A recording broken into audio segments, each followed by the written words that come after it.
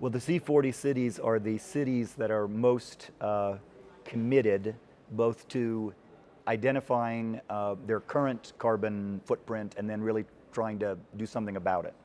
And in the report that was released just yesterday, they reported now about something like 8,000 individual actions that these different cities are taking around the world.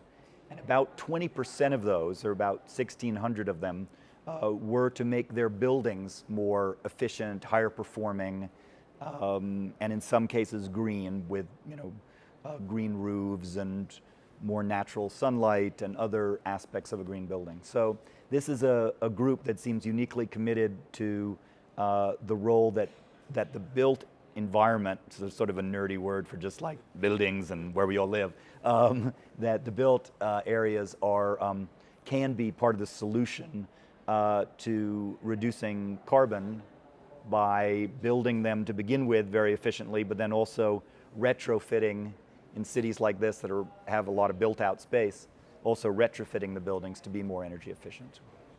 It is something that we can measure. There are now a lot of international protocols, and some countries have their own protocols for measuring and baselining, which is another, again, nerdy term for just deciding how much, say, water you're using now, and then in 2 years, have you made any real progress? And there are measurement standards that are integrated into building rating systems. Here in South Africa, Green Star is the rating system that's used for large commercial buildings. In many countries, it's the leadership in energy and environmental design. And these rating systems reference all kinds of technical standards, and yes, measurement is a very key part of it. In fact, probably the most important part of it. If you are a typical large corporation, one of the very few areas, unless you're a big industrial production company, one of the few areas you can make progress on your carbon is in your buildings, the operation of your buildings, the construction of your buildings.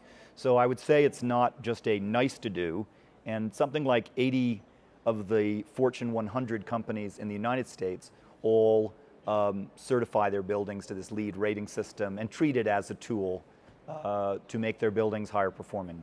Cities can do two things. One, they can lead by example with their own buildings, and that's what they're doing here in Johannesburg. That's definitely what C40 cities are doing.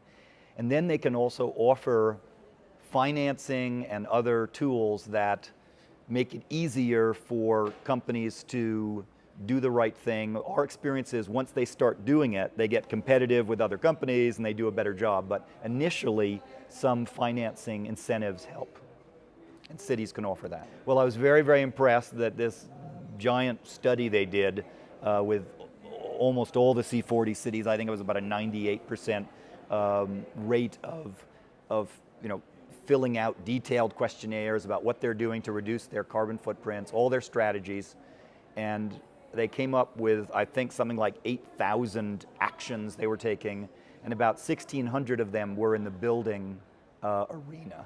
So I was struck that the buildings themselves, the planning, urban development planning, these are very much a critical part of what C40 mayors are doing to make a difference. A lot of times people see first world, or certainly in the United States, they see these focuses on sustainability as kind of, we have everything, so now my third car will be a Prius, or sort of lightening their already unimaginably heavy carbon load.